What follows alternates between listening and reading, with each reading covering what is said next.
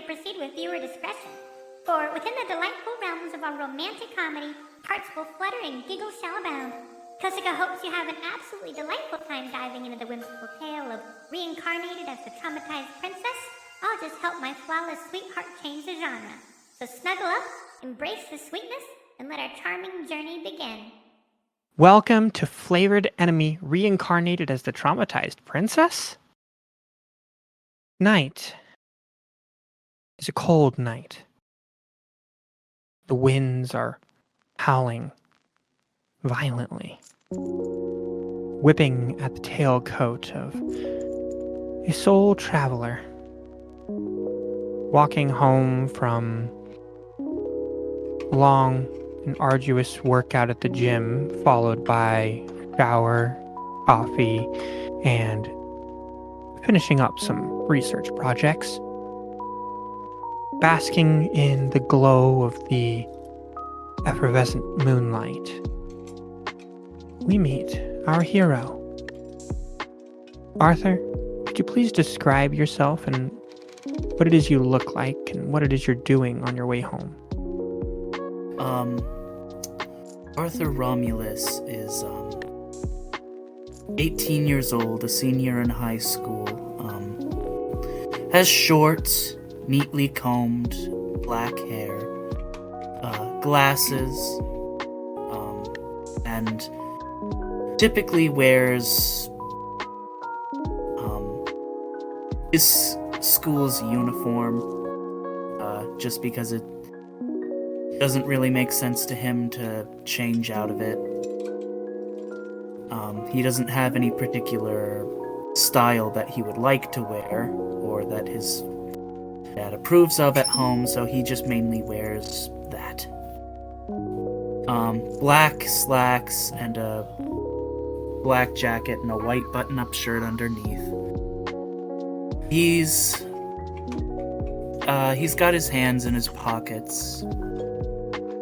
He glances up at the sky a little bit and then upward towards the city as he's walking. He has very deep blue eyes that kind of catch the light. And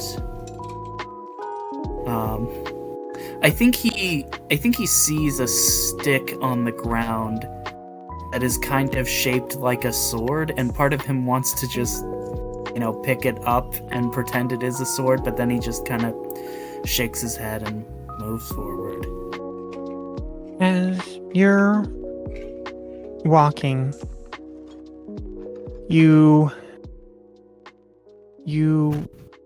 get a text message. It buzzes in your pocket and kind of wakes you from your self-imposed, for lack of a better term, trance.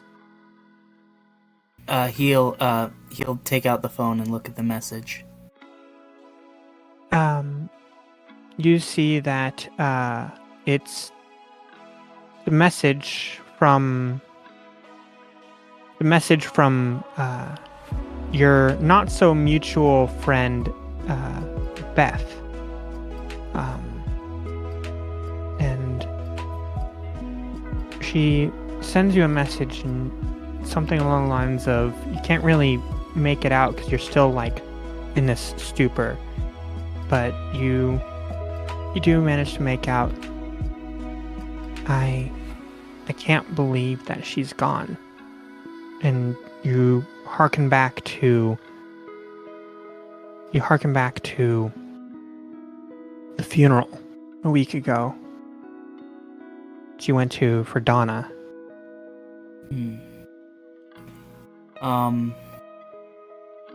I'll text Beth back.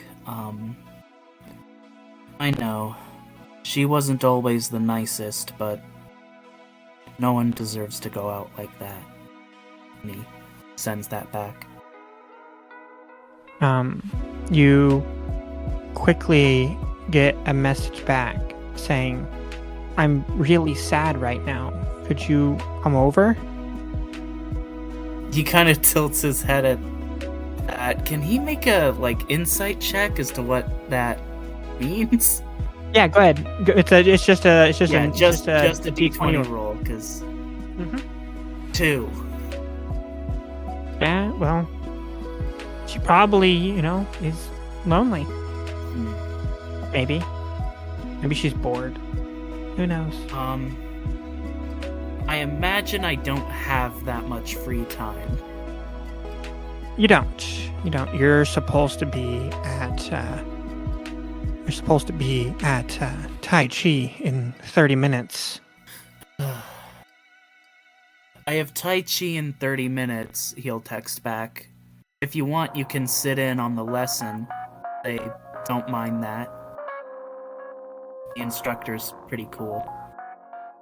You just get a text back saying, whatever, with a period at the end. Okay. There's something I'm missing. He'll put his phone in his pocket and start heading to Tai Chi. Okay, so you kind of slip back in your pocket and continue walking. And as you are, you breathe in that cold air. And you take a second to just settle yourself. And you think back to all the friends you've lost. You're so young, and there's just been so much death around you. I mean, 5 months ago, your friend Colin, and then Donna made you question a lot of things. What do you think is going through your mind right now? I think as he approaches this street corner, he thinks about times he's maybe had similar messages from Colin of hey, I'm bored, do you want to hang out? And Arthur has, when he's been able to manage it, skipped out on a class or two to hang out with Colin and Donna, and how much it would kind of liven up the mood to be with either of them, but now he just can't really bring himself to deviate from this schedule, because it helps him take his mind off of what he has lost. And I think as he approaches the street corner, it's maybe one that he and Colin have walked down before. Even though he has a little bit more free time, since he doesn't have to help tutor Colin through his classes, he really misses helping him with his homework and his schoolwork in general. He does miss his friend, but I think his way of processing that is not to find new people, but just to shut himself off. So, as you're sitting there kind of contemplating and thinking, just taking that moment, you reach this sort of calmness as you're looking up at the night sky. It's a crystal clear night, not a cloud up there. The lights around you seem to dim around you, not to a uncomfortable or nervous setting, but more like the stars in the sky are the brightest thing around you. Everything else is pale in comparison. So, what do you think it is that you are focusing on? Do you feel like you are thinking much about Tai Chi or your parents, or how is that all weighing inside your head? In regards to his parents, I think as he's sort of starting the Tai Chi lesson, He thinks about how he used to do this with his mom. How it was this little thing that they did together, and then he remembers his mind kind of flashes through the divorce, which I guess a lot of people would have figured was a long time coming. They had, differences in their beliefs that, frankly, most people would agree it was a bad idea for them to get together in the first place, but that's love for you. And he just... seeing the difference in his dad after she left and how, all of these lessons and all these tutors and all these trainers and all this, he wishes that he would just call her already. That he would just say he's sorry, or...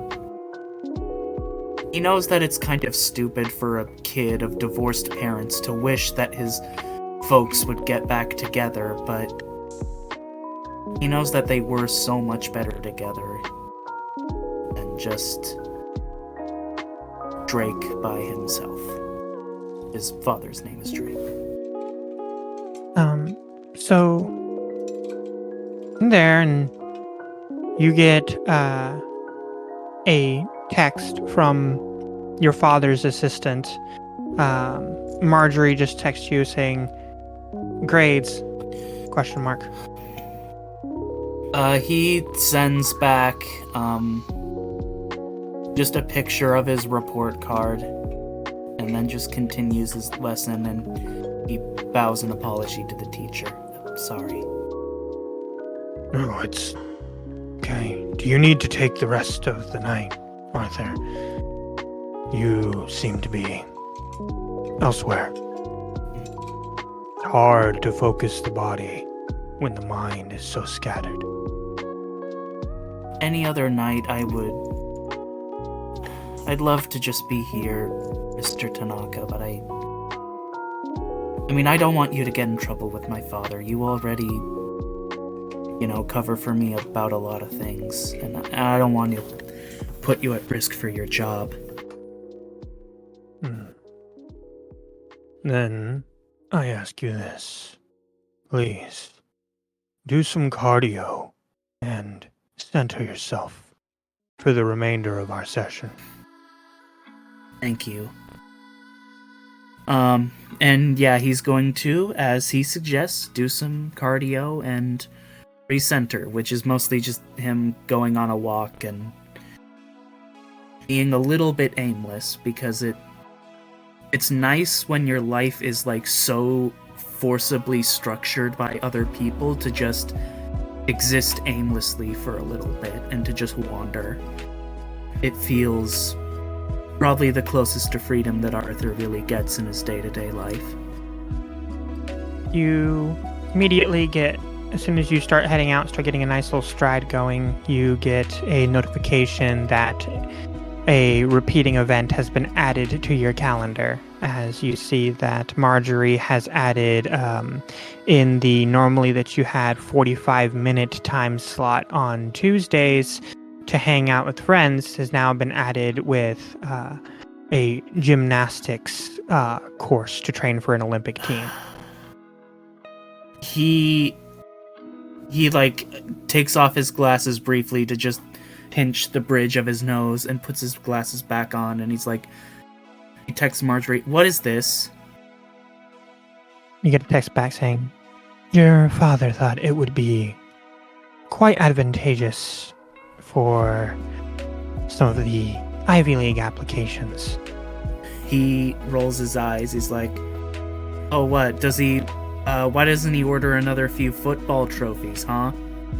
I'm sure I can go and get those." Or Careful, Arthur. what? Is 7 or 8 not enough? Should I get 10 or 12? And sends that again. Then he texts back, I'm sorry, Marjorie. I know it's not your fault." And then he just kind of puts his phone back in his pocket. Your father won't be returning home for 3 weeks.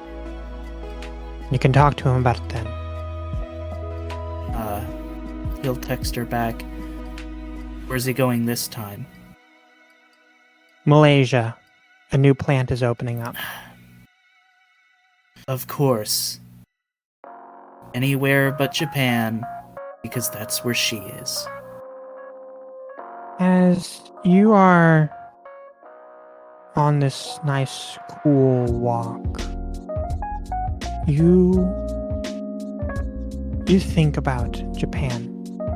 You think about the brief summer that you spent there. How much you loved it there. The thought of it fills your head. And you imagine a life there. One where you are free of your father. You can picture it right now.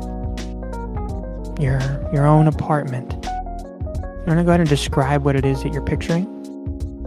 In his head, when he pictures his own place or his own apartment, he does, perhaps a little stereotypically, he imagines, well, he doesn't imagine a large place. He imagines it a little bit small. He's never really needed much space or taken up much.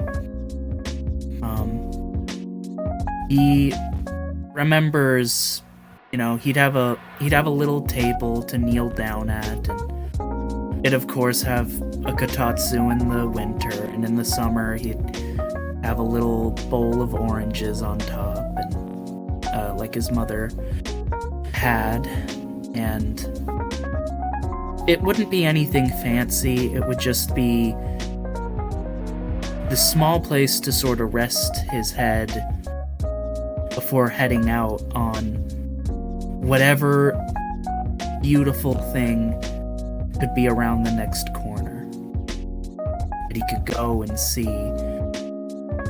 as opposed to this set routine that he's in. So, as you're picturing this and you're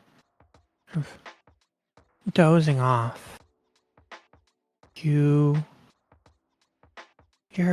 walking, and you're kind of aimlessly walking, and you come across an area that you hadn't seen in a while. You came here once consciously, but it seems like your subconscious brought you back here again as you look into this dingy, dirty alleyway where your friend Colin and his friend they had died.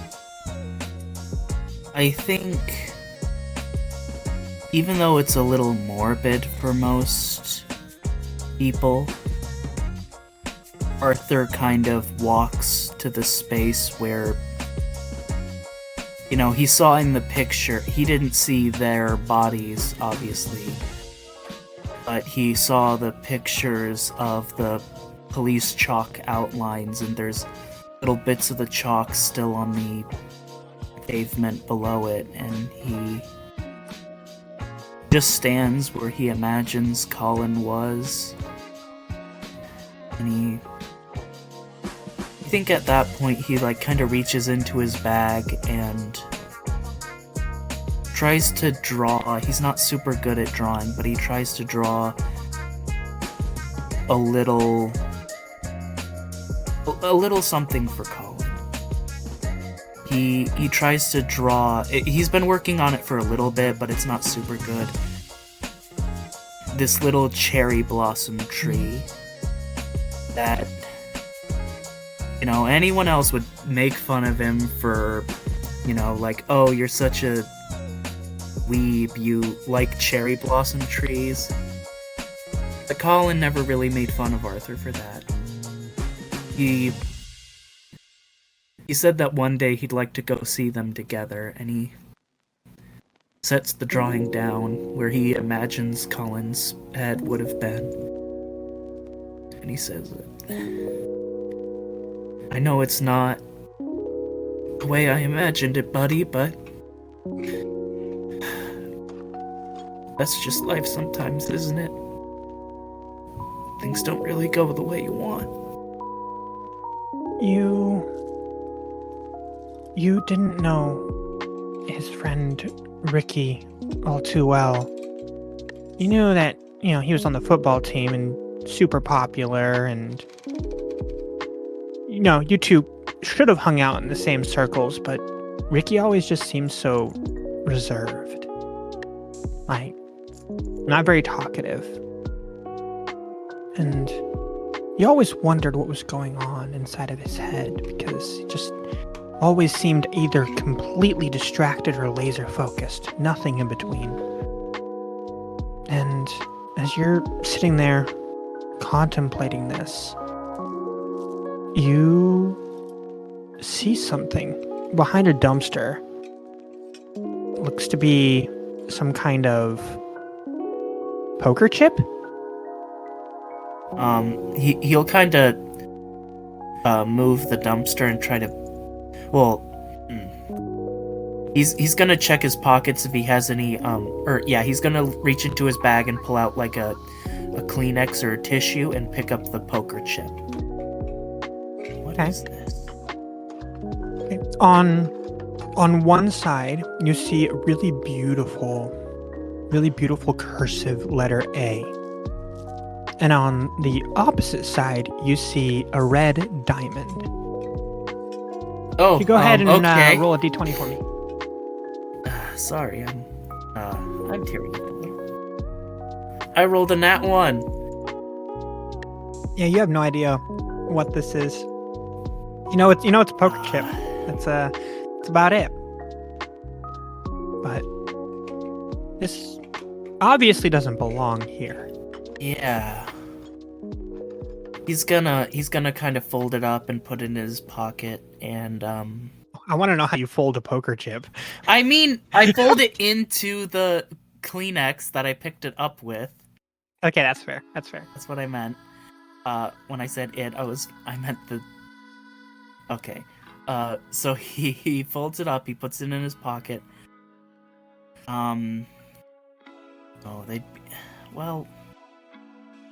He starts thinking about it really hard, and he's just not sure. You hear a skittering coming from just where the alleyway kind of tees off on the right-hand side. Something is skittering and then knocking over a trash can. Who's there?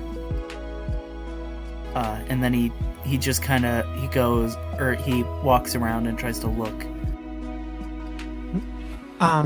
You see a raccoon just kind of poke its head up out of the trash and dart off down the alleyway. But that doesn't hold your attention nearly as much as the poster on the wall of the alley. What is it? You kind of migrate over towards it.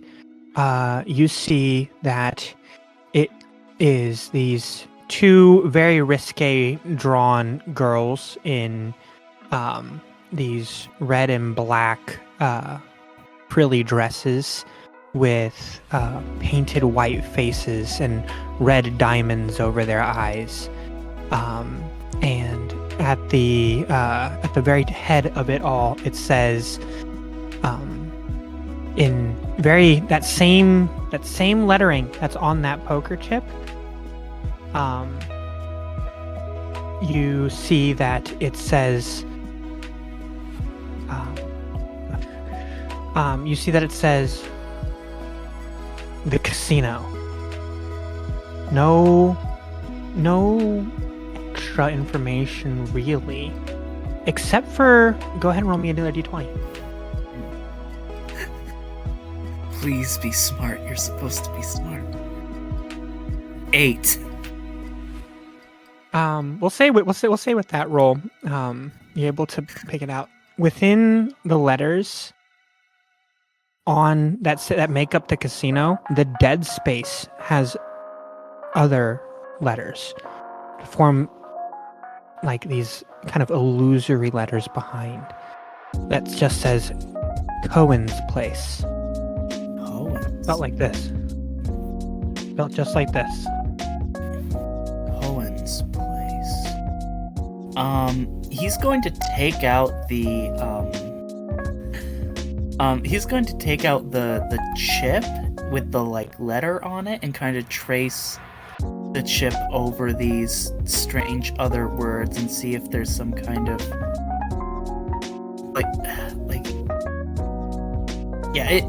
it's a weird suggestion, but he's just gonna kind of trace the chip over and see if like that, if placing this poker chip with a letter on it anywhere else in the poster makes the poster make more sense.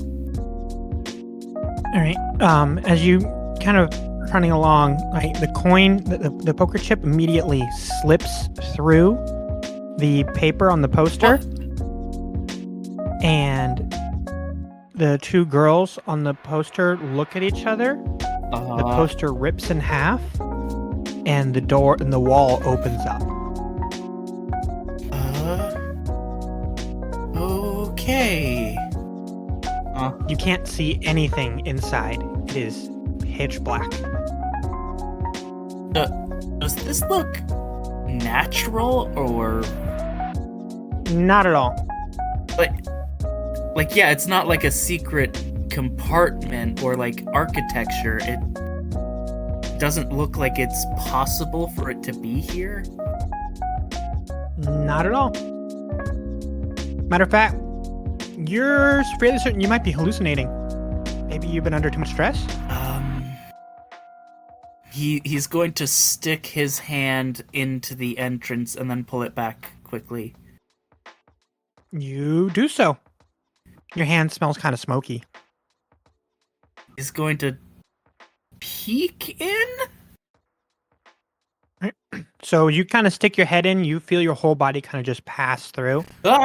As you look around, and it feels like you stepped into a AMC or TMC movie. So you look around and you see this 1920s to 1940s speakeasy. You see that there is a full-fledged bar. There is a guy with his bright shock of red hair sitting behind the bar. You see that there is a darker-skinned woman with this long black hair who is singing in a corner stage. You see that there is several people that kind of littered throughout the speakeasy just enjoying their drinks and listening to the music. Nobody's really given or paid you any attention at all. And except for one person. One person sitting all by himself in a corner booth seems to notice you. He's got this tangled and messy black hair. These very, very dark gray eyes. Very light spackling of freckles across his cheeks and nose. And this devil-may-care grin across his face. As he kind of waves you down. Says, "Hey, go ahead and come on over here and have a seat." He's going to walk over to the table, but he's not going to sit down. So, how you doing, Arthur? I'm doing great, but,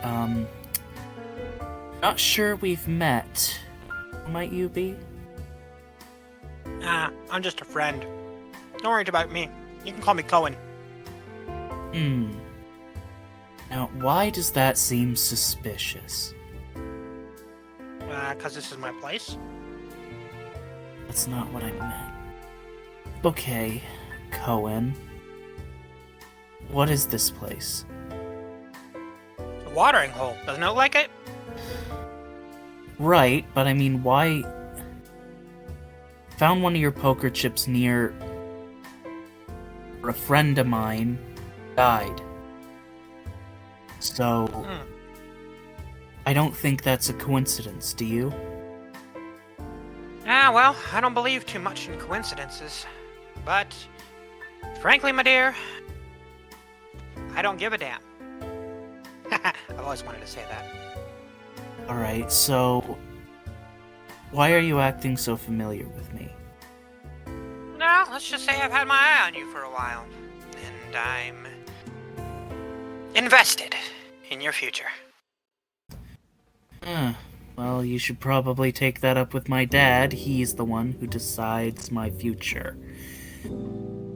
Well, you don't have to worry about him deciding your future anymore. He's gonna shake his head and then just try to turn around and leave. Come on, Arthur. Don't you want to help your friends? Donna? Colin? What are you talking about? I can offer you help. I can send you where they've gone. Well, I can't send you, but I can help facilitate that process. You're saying you're going to help me by killing me? Well, in a way, yes. What if I told you that they are waiting for you in another world? And all you gotta do is, die a little bit. I mean, you don't have much else left here for you, so... Oh, okay, okay. Check your news article. What? Check your little stone in there. He'll check his phone, I guess. You see a breaking article from 3 minutes ago. It says that Malaysian Airlines Flight 293 has just went down. Over the ocean. No, See? Problem solved. No. No more overbearing father, huh?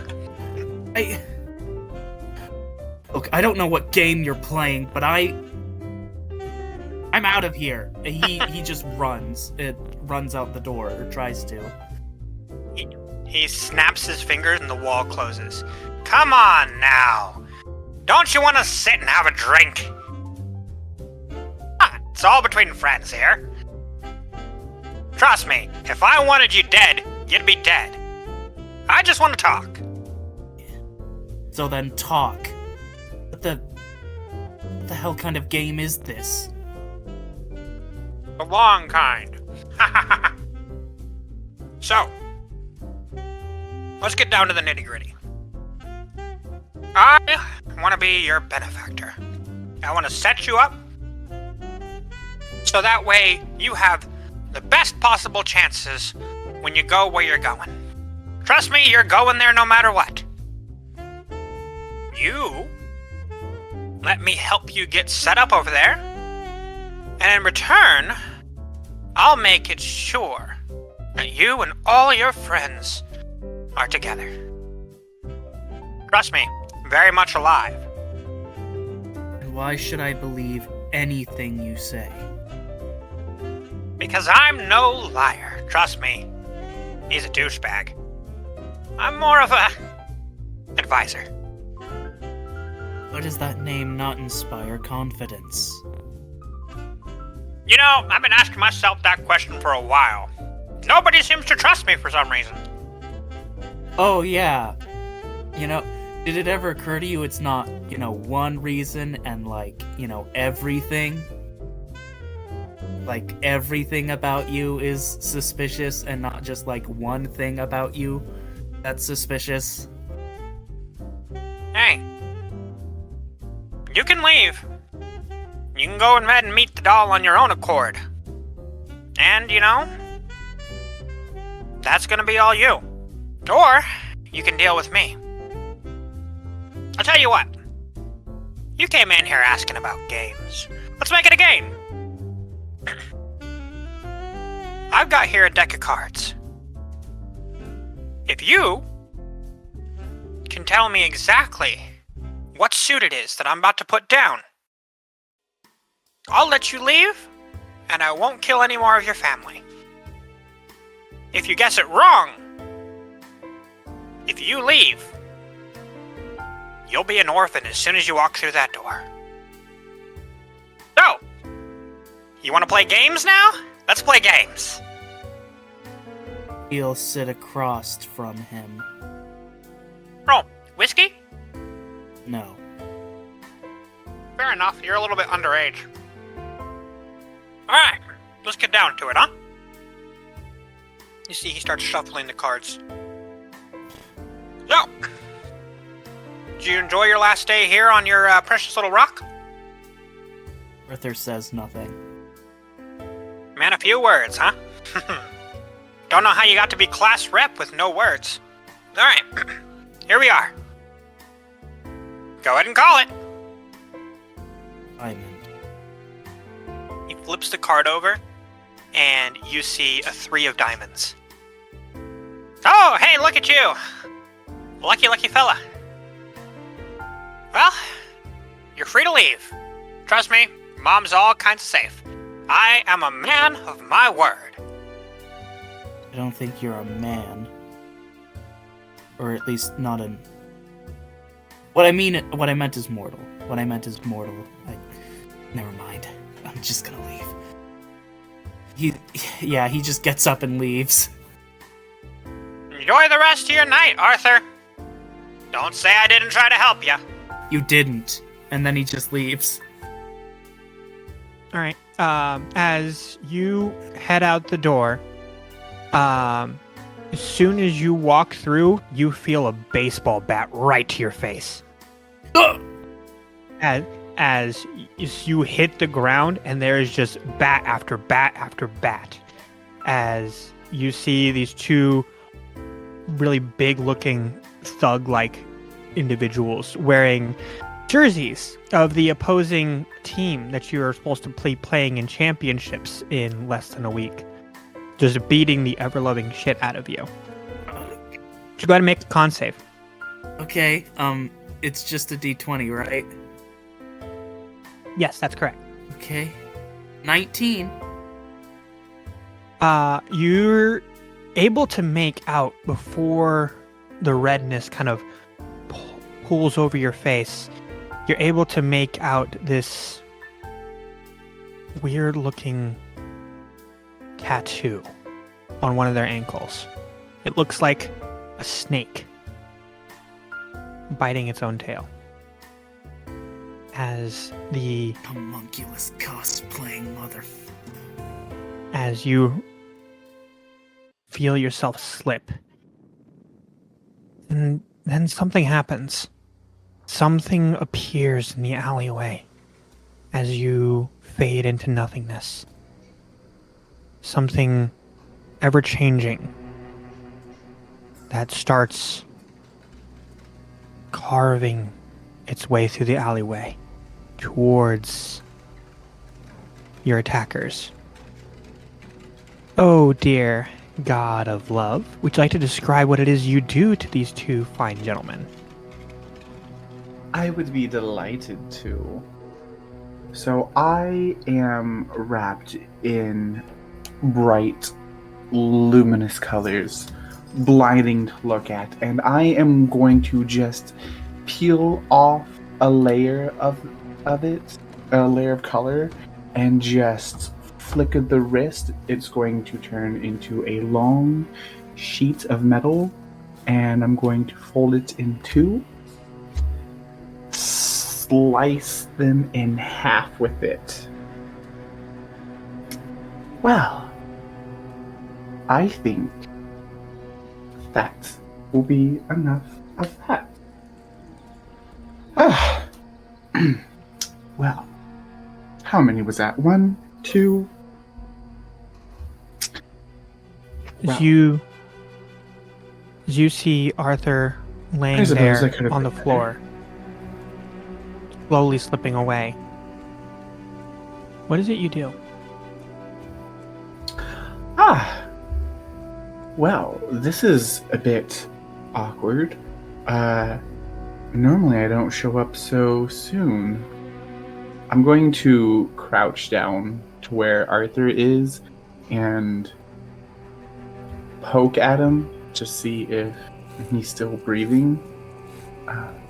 Because this is a little too If soon. Arthur Usually is they're already able to completely move dead or first. say anything, he's gonna reach sorry. up for the doll's hand and just say, "My dad. My dad." I'm going to take Arthur's hand. Hush now, child. There's no need to worry about your dad. What's done is done. But he never Sorry, my child. You never got to make things right with her. I know he loved her. She loved him. It's so cold. I know. Hey, listen. Listen to me, okay? What's done is done. That's all in the past. Right now, just focus on the sound of my voice. I know that things are scary in this moment. But this is temporary. Okay? Let go. And I'll see you again in just a moment, okay? It'll be alright. I promise. As you're sitting there with Arthur, you see the door open up and you see Cohen flip out. He pulls a cigarette from his pocket and kind of looks down. You see that his hair lightens and his horns elongate. So they're poking above his head. Oh.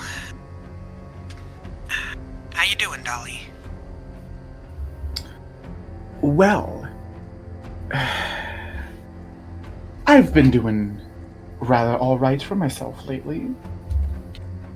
I was having a rather delightful day until I happened to find myself in this alley of yours.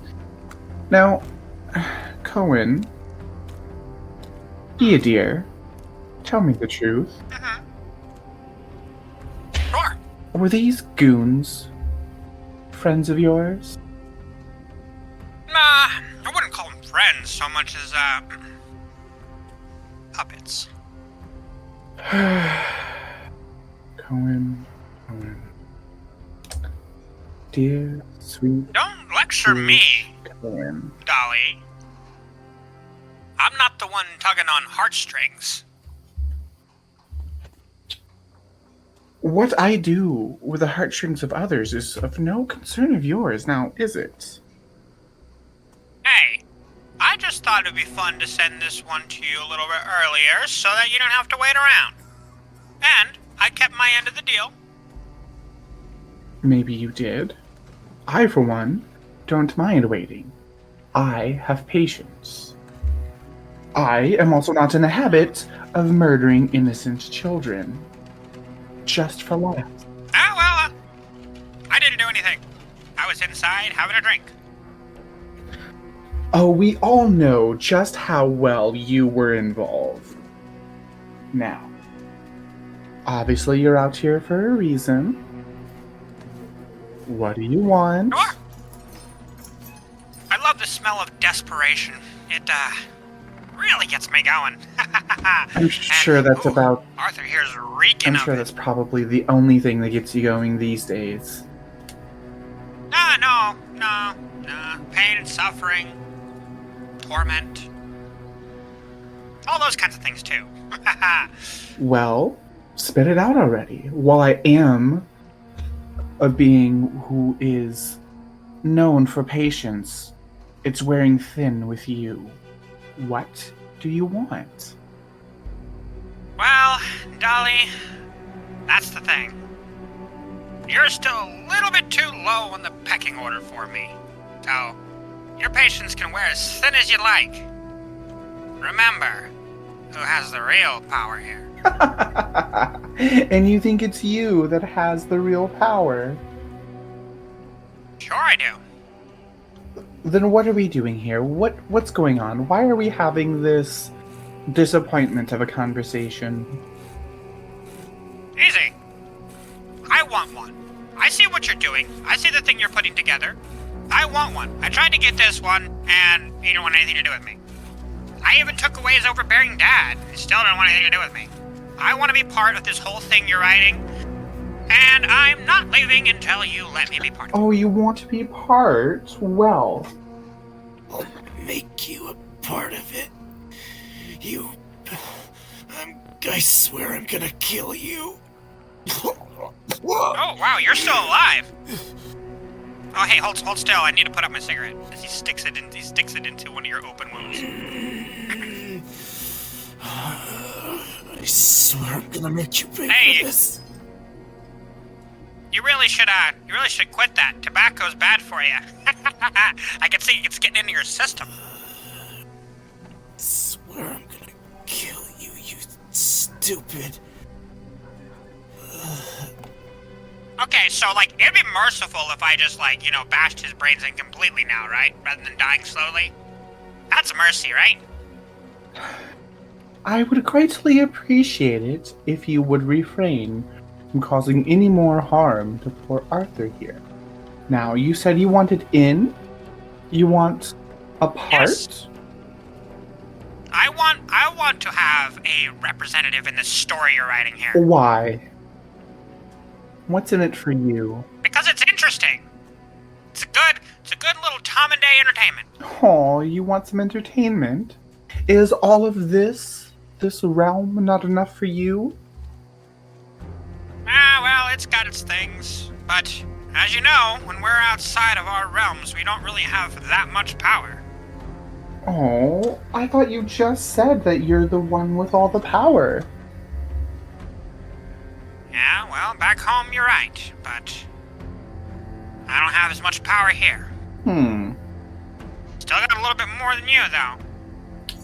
Interesting. So, let's entertain this for just a moment here. What exactly would you like from me, besides allowing you a representative? That's it. And if I say no? Well, if you say no, then I guess I'll have to join in on the story you're writing in other ways, send some antagonists your way, and all that sort of thing. I see you already took one of my followers' dead bodies for another one. Indeed.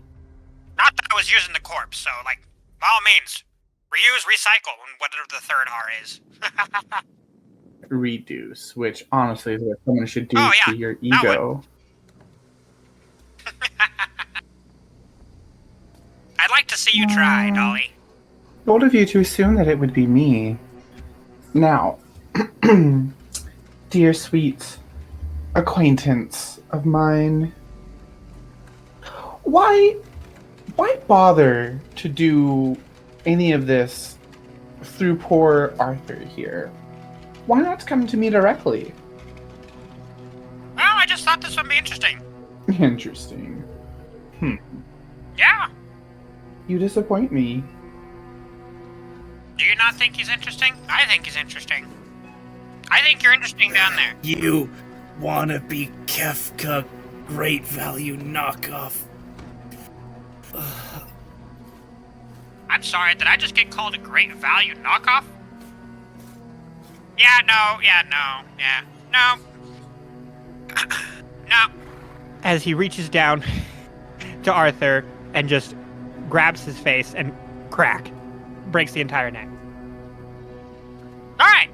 Now that's taken care of, we can have our conversation. So, after this display of brutality right in front of me, on top of everything else that you put poor Arthur through, you still want me to give you anything.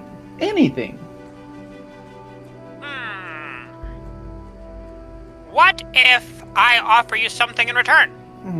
Go on, I'm listening.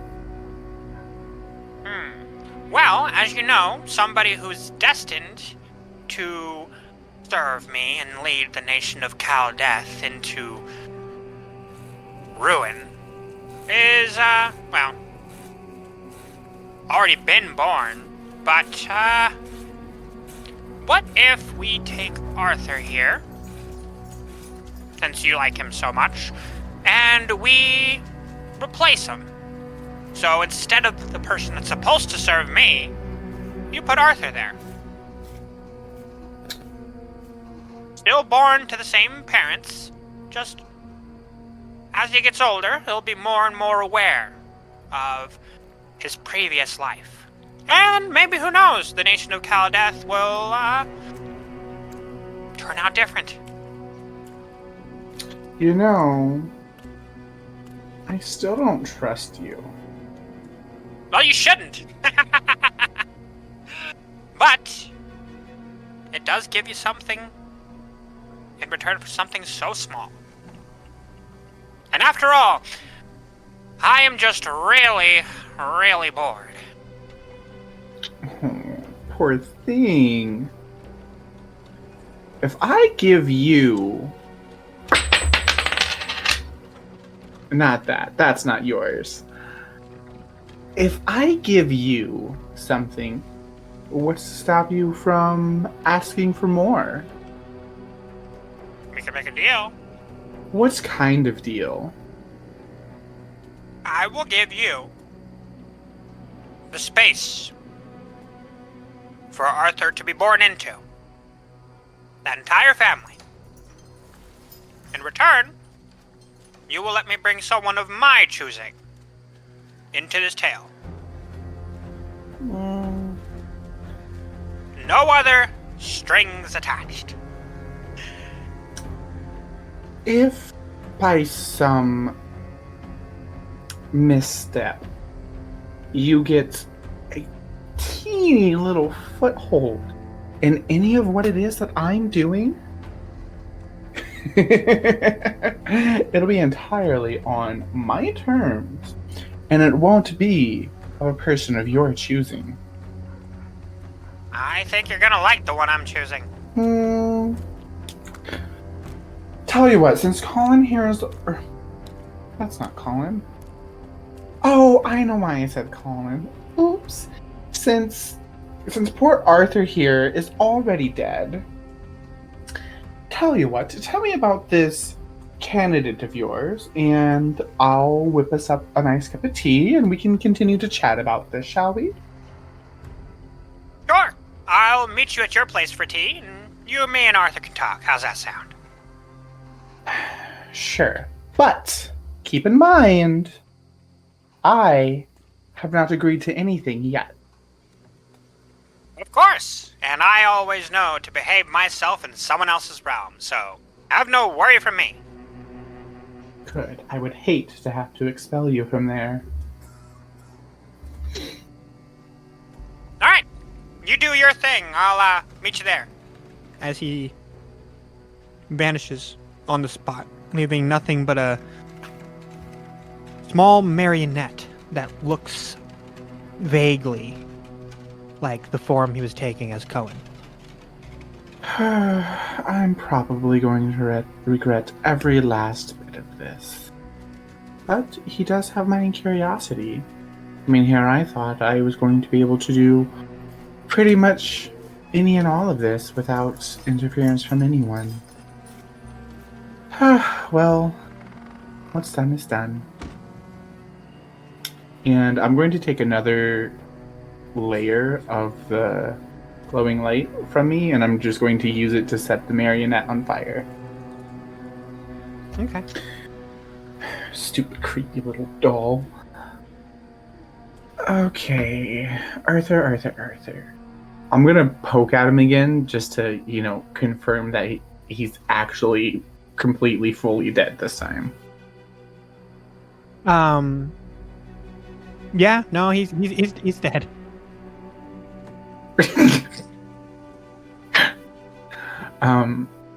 Satisfied that Arthur is indeed fully dead, I'm I'm going to take a look around the alley and just sort of coalesce into nothingness.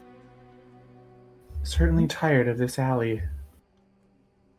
As you reappear in your realm, you see that Arthur is waiting in stasis in the meadow for you to release him whenever you're ready. What do you do? I'm going to walk to a nice clear patch in the meadow, bright and sunny, wave one hand this way, summon a tree for a little bit of shade, the other hand that direction for a nice table, 4 chairs, and a lovely spread of tea and cakes. Well, I suppose that'll about do it. And I'm going to just brush off some non-existent dust from my attire, have a seat, and then I'm going to wave hurriedly in Arthur's direction, freeing him from stasis. You, I'm terribly sorry, I didn't catch your name. I was kind of falling in and out of consciousness there. Yeah, no, it's quite alright. It's quite alright, dear. Now, before we get to any of that, would you like to have a seat? Maybe a cup of tea? I think he kind of slumps down in his chair and he just kind of buries his head in his hands.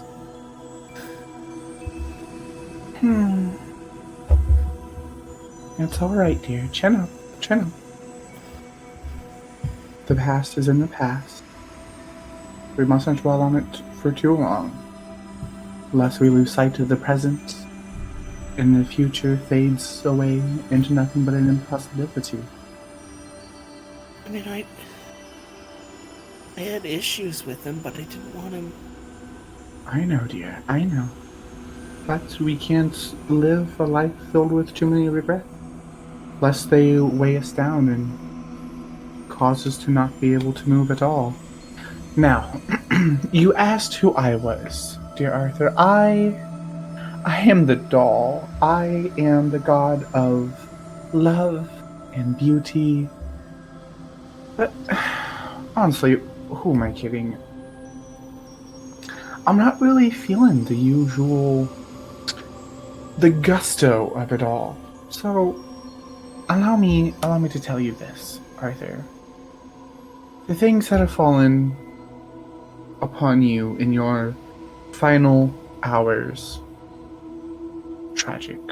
A bit too far, and honestly not at all what I was expecting. I If you am can, honestly surprised. if you can just bring my dad back, I'll do anything. Anything you ask. Oh, Arthur, it doesn't work that way. Did you miss the part where I said I'm the god of love and beauty? I can't trade one life for another. I Gladly can merely trade mine for encourage things his. that already are. Can't do that, though. I would if I could, but I can't, so I shan't. Now, Arthur, do me a favor. Take a small sip of your tea. I promise it'll help you relax a little bit. He clearly doesn't want to, but he does take a sip of the tea. Now, Arthur, I must tell you, while I am not capable of trading one life for another as you so desperately wish me to, I can only bring back those who have love in their hearts. And your father, I fear that may have been lacking just a little bit. Now, Arthur Romulus, heed my words, wilt you? Listen closely to the whispers of fate, for a new path awaits you. in a realm beyond your wildest imagination, you shall be reincarnated into a world named Vittore. Within Vittore, you will embark on a journey filled with wonders and challenges. No longer bound by the expectations of your father, you will have the opportunity to discover your true self and embrace the passions that have been overshadowed. Keiko, in fact, your cherished friend from the days of secret adventures, will also find herself drawn to this realm. In Vittore, the two of you shall once again share the bond of friendship and kindle the flame of imagination that once burned bright. You mean she's gonna die? Dear Arthur, Or is don't she you know? already... Everyone dies in time. Well, yeah, but I'm sorry, I don't mean to sound rude or ungrateful for what you're doing. Clearly this is... It's just... Go on, let it out. I wished I had... I wish I had the chance in life to be the friend for her I should have. Well, that's part of the... Well, I hope the food's hot. I pick up the teapot and throw it at his head. He immediately dodges it. Hey, it's not very nice to throw your host's teapot. I pick up the chair and try to hit him over the head with it. You see he just kind of stands there as you break the chair over his head. Now, this is the ones you pick, huh? Just blatantly I pick up destroying one of the furniture. chairs of the leg and just start hitting it against him. You fucking great value, Kefka, fucker. Well, I feel like a horned pinata that just won't break at a 2-year-old's birthday party. that is a bit correct. Now, honestly, you can't say that all of this is unprovoked. You do deserve all of it. Now, there's a reason I'm not retaliating. Trust me, you don't want that. Now, if you would both be so kind as to stop breaking my things and have a seat, and I'm going to wave my hand again and replace the broken things, we can continue our conversation in hopefully a civilized manner. I'm going to glare right at the advisor. Hey, don't look at me. I didn't do anything. As he kind of pulls up one of the chairs, turns it around, and sits in it backwards. Then lights up a cigarette. Now, Arthur is like fully just putting his hands together and he's repeating something quietly to himself, trying to calm himself down. This is an insane thing to ask of anyone. Hey, Arturo, calm down there. Make like that white-haired chiromancer and just let it go. Past is in the past. That was less than 5 minutes ago. What was that?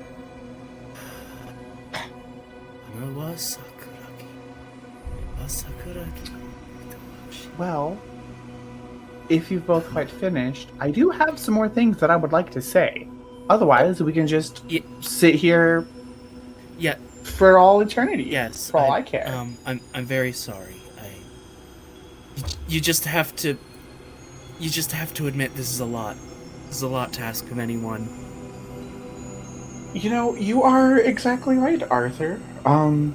What would I possibly know of dealing with such stressful individuals as this fool and drinking tea and trying to encourage people who have just died? I mean, it's not like I haven't already done this like 5,000 times already. It's not like this is my first century around the fucking block now, is it? I'm very sorry. No, Arthur, I'm sorry. I shouldn't have snapped. This is your first experience in all this. I'm sorry. Now, is there anything else you'd like to say before we continue, or... He points at the advisor and says, I don't know yet if it's possible, but I swear I am going to kill you. Well, this should be exciting. Indeed. Or Now, whatever the next best thing is if it turns out impossible. I do have a few more things that I would like to say to dear Arthur here. If you could go 5 minutes without interrupting, advisor. I'm just sitting over here, drink my whiskey, smoke my cigarette, and listening in. Do me a favor, have some tea and calm yourself. Sure. Got black? Yes, uncultured swine. And I'm going to motion in his direction, and a new teapot is going to spring to life with fresh brewed black tea. You see, he slowly pours it, and sits there quietly. Now, where were we? I had a whole thing prepared. Ah, yes. Arthur, Yes? I want you, regardless of him and his scheming and things, embrace this opportunity, Arthur, to break free from the constraints imposed upon you.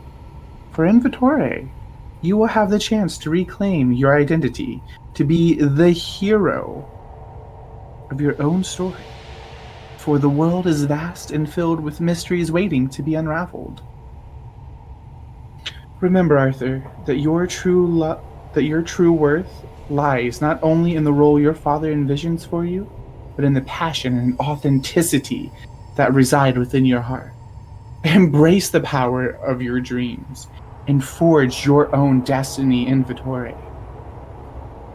May the winds of change carry you towards a realm where your true self can shine.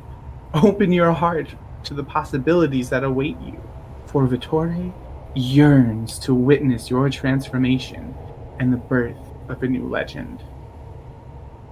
But heed this, Arthur, for though Vittore awaits your arrival, the path of Keiko diverges for now. Fate has other plans, and her journey will follow a different course, yet intertwined with yours. In time, when the stars align and destinies entwine once more, you shall reunite with Keiko in the realm of Vittore. Until then, hold the memories of your friendship close to your heart, for they shall guide and inspire you on your extraordinary voyage. Take solace in the knowledge that the bonds you forge with Keiko remain unbreakable, transcending the boundaries of time and space. For in the tapestry of fate, your paths will converge again, and the tale of your friendship shall continue in the enchanting world of Vittore. Sorry, I got a little bit carried away there. No, it was wonderful. I do love a good motivational speech. And now that that's out of the way, I fear we have some other things we must attend to. But before we get to that, and I'm going to shoot a nasty look over in the advisor's direction. Dear Arthur, do you have any question for me? Anything I might be able to do to help ease your mind in all of this? I mean, The advisor raises his hand. I'm going to very deliberately ignore it. He just keeps if holding you it could up. give me some kind of weapon that could kill him, I'd really appreciate it, but otherwise, I'm processing so far. I do want to see Keiko again, but at the same time, under this context, I hope it's not for a long time, if that makes sense. I really appreciate the chance, but I don't want what's going to happen. Oh my gosh. Of course, I'm sorry. I completely understand your concerns. They are valid. Sorry to cut you off here, Arthur, but I fear that if we don't address the advisor over here, he just might fall out of his chair. Now, as far as So wait, do you not have like something an to- actual name? The advisor? Like, Oh, sure. We all do, but names have power and, well, I'm not gonna be your giving you mom any of named that. you something really awful like Dennis, didn't she?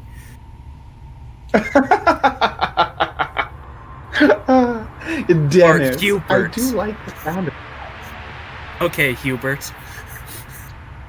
Hubert. I might have to call him Surely. that. Now, as far Laugh it up, spectacles. Laugh as it far up. as a manner to help you kill him, do you realize what it is that you asked? Oh, man. Wait, While is he I one of... possibly could work up something, I could answer this question. I would prefer it if you didn't. Now I'm going to anyways. So, Arthur, the big problem with killing me is that I represent all of the ambition of mortals in Vittore. If I were to die, nobody would be ambitious. Do you understand what that would do to the world? It would mean a lot less patriarchies. Sure. It would also mean a lot more lethargy and passiveness. I understand you might have some kind of essential role in the universe and all that, but if you were a creature that was born, then doesn't that mean that your position doesn't necessarily have to include you? Couldn't someone else do your job? I Theoretically. must say, Arthur, I like the way you think. Now, I have an idea. God. Oh my knee, of course you do. How about this? How about this? What if, dear Dolly, I give you a spell placed with our dear friend here that would make him invisible to me. Completely. You can't kill me, sorry. At least as far as I'm aware. But you can be out from under my eye. In return, I do hope that you'll let me bring my representative into the story, See, dear Dolly. you really must think I'm a fool, huh? While you wouldn't necessarily be able to see him, you could very easily observe those close to him and bother him through them. I'm not that simple. Now, if you don't mind, I do have another piece of very important information to discuss with Arthur here before we sort out sure. whatever it is that you want here.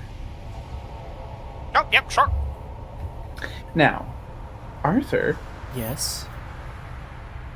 Before you keep going, though, I just want to say,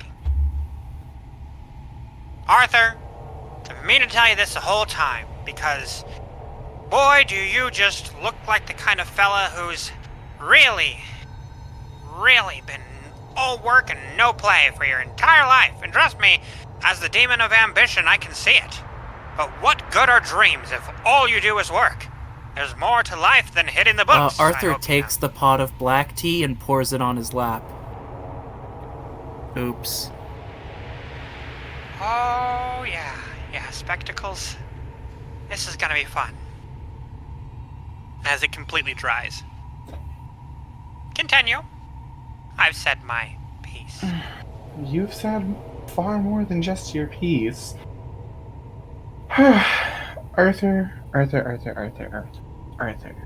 Arthur. Romulus, wasn't it? Yeah. Romulus. You know, I knew a Romulus from way back when.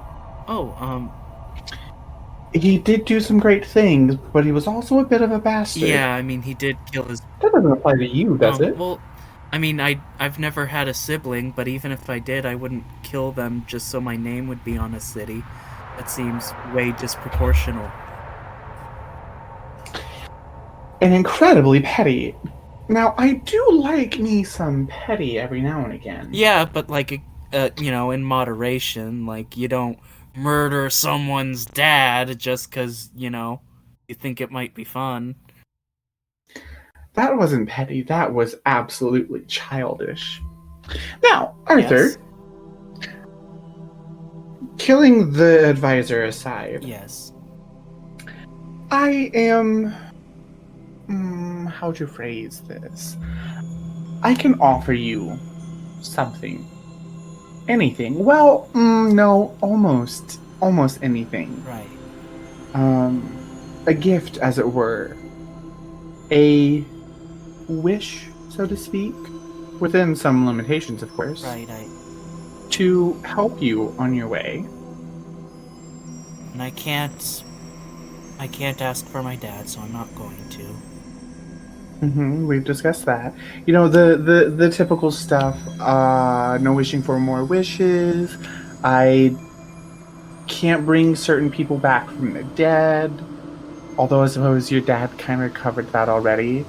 And then one thing that I will not do, even though I am the goddess of love, I will not make someone else fall in love with another person. Because why, children? Consent is key. Isn't that right, advisor? Oh yeah, consent's sexy. That's not my shtick. So, what'll it be? It's difficult to really think about. So, am I wrong in assuming that I'll, know the language of this Vittore place that I'm going to, or... Oh, rest assured, dear Arthur, you will not have any issues there. Okay, well... Wish it... Could I... Take your time now, take your time. Will I know Colin and Donna when I see them in their new lives, or... Well, it's certainly a possibility. So, the thing about offering new lives to people is, like many things, it does vary from person to person. Some of them will be able to retain all their memories. Some will have none of them. So it's possible that while you may know them, they might not know you yet. But do not let this discourage you, for Arthur, with how you've interacted with my colleague here, I have the utmost confidence in your ability to win people over. Now, something occurred to me Yes? that might make this decision making a little easier for you. Yes? So, you don't have to decide now. Okay. And essentially what that means is... well, I suppose it is good to have a witness here, although I would honestly prefer just about anyone other than him. But it would be an IOU of sorts. And when I say IOU, there's this very loud, booming echo of those letters. Because of how impactful this is. Wow. Okay. An IOU. Honestly, I feel like that might be a little better than making a wish now before I really know what Vittore is like and what my capabilities are. I mean, other than the obvious thing. Or obvious two things. That is both fair and understandable, dear Arthur. Now, I must warn you, though, before we agree to this, that this does come with a few limitations. There are the exact same ones as discussed before. Yes. And it's it's kind of a one and done thing. You can't use part of it one moment and part of it Right, another yeah, moment. it's one wish. So if you yes, yes. I would prefer that you know, make some sort of offering or a prayer when you're trying to get my Okay. attention, because I am a god Yes, of love. I do what's get a busy. proper offering you would accept? I imagine it's not like rice balls or anything like that. Probably a kiss to your sweetheart. In some cases, that is an acceptable one. However, that's not always ideal. There's that. A really heartfelt prayer, maybe. You could, I do always like a nice hot cup of tea and those little cakes. Do you mean mochi or? Oh, yes, those too. Any Okay, little sweet okay. thing. Lots of sugar Okay, and brightly colored. And the tea, I do prefer green tea. green, with cinnamon and juniper Okay. berries. Juniper berries. But these aren't necessary to summon me for this IOU. In fact, these are these are encouraged for a faster response. Now, it's not like I would willingly ignore or neglect your needs, but I am a very busy being. So just calling out, "Hey, God of Love, the doll, can you help?" might not get my attention because I get a lot of those every day. Okay. Any other limitations we can discuss more in depth, depending on when you choose to use this IOU. And there's that booming again with those levers. So, Arthur, tell me, do you think that your talent comes from natural skill or from I imagine it came from hard all of work? the tutors that my dad hired. And what do you think your limits are? Well, I nearly found them. I wish I had more time to, explore who I was as a person so I could adequately answer your questions. It's so important to me to answer all of your questions specifically. Good, glad to hear it. Now, who decides limits? And based on what? You say that you work hard? Well, maybe you need to work a little harder. Is this really the limit of your strength? Could the you of tomorrow beat you today? Instead of giving in, maybe you ought to move forward. Are you quoting Naruto at me? Actually, it's One Punch Man. Big fan.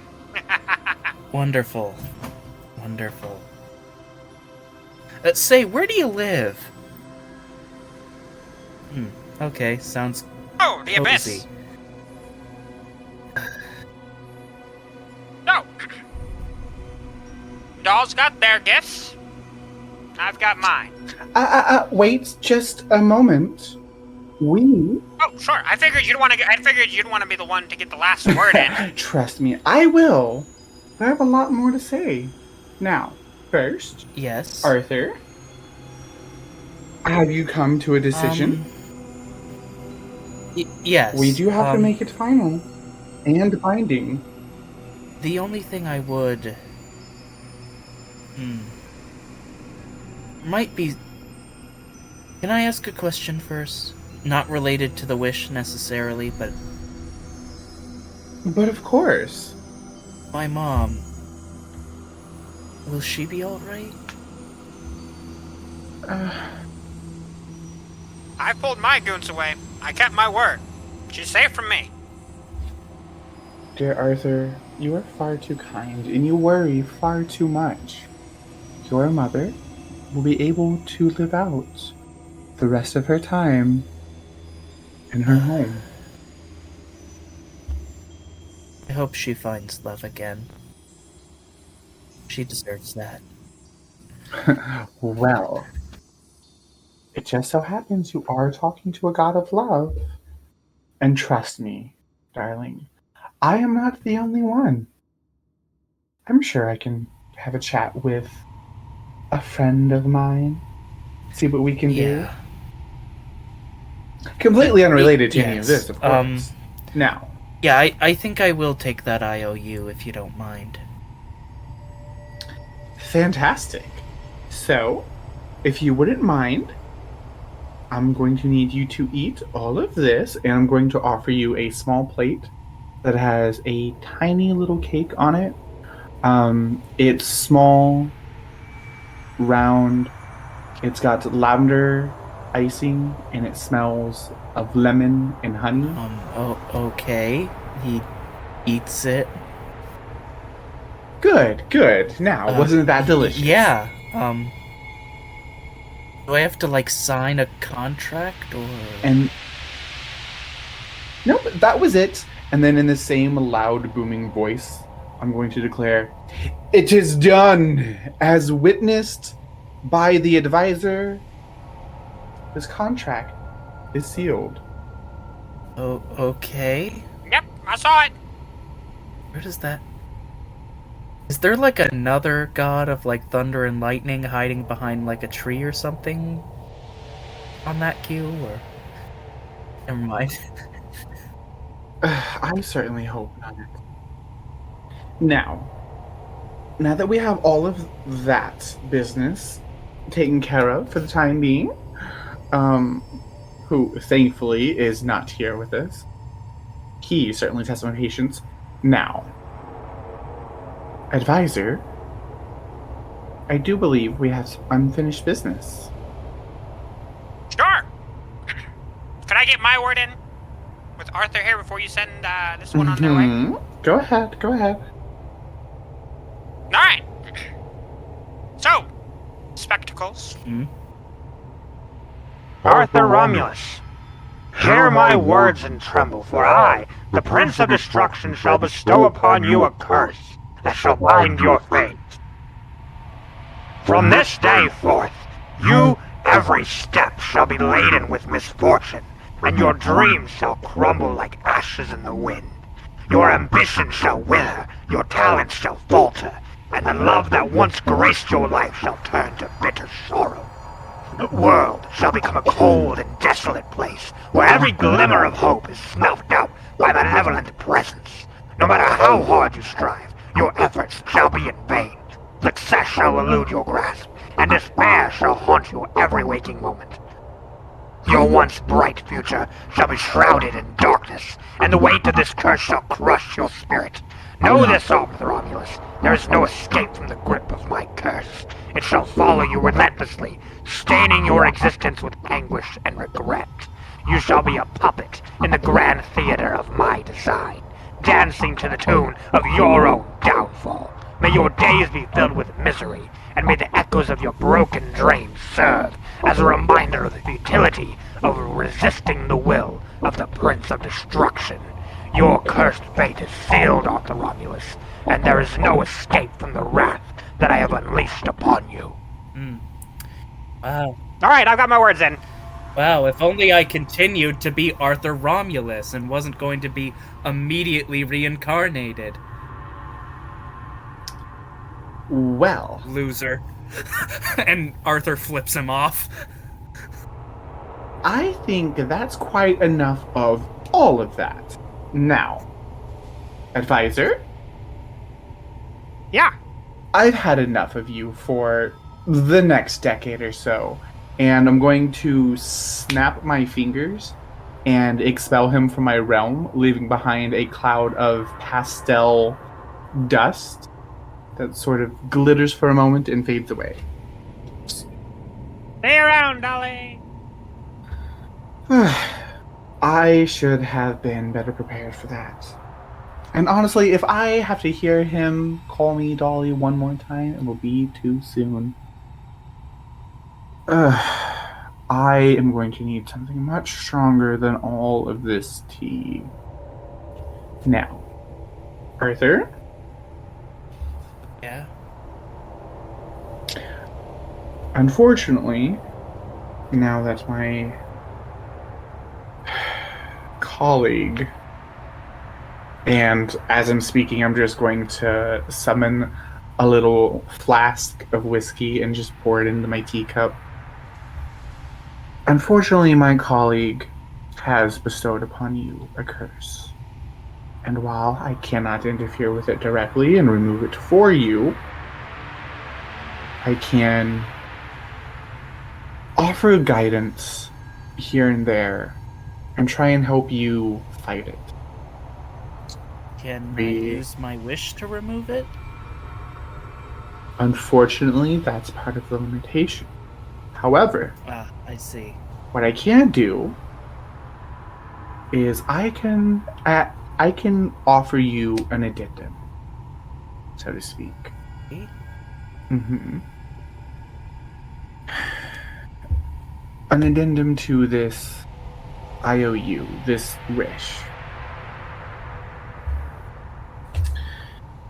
Now, I must say that doing so will be no simple feat. I mean, you did already eat the lavender lemon honey cake, and that was the binding agent, but I think if you'll give me just a moment, I'll be able to pull something together.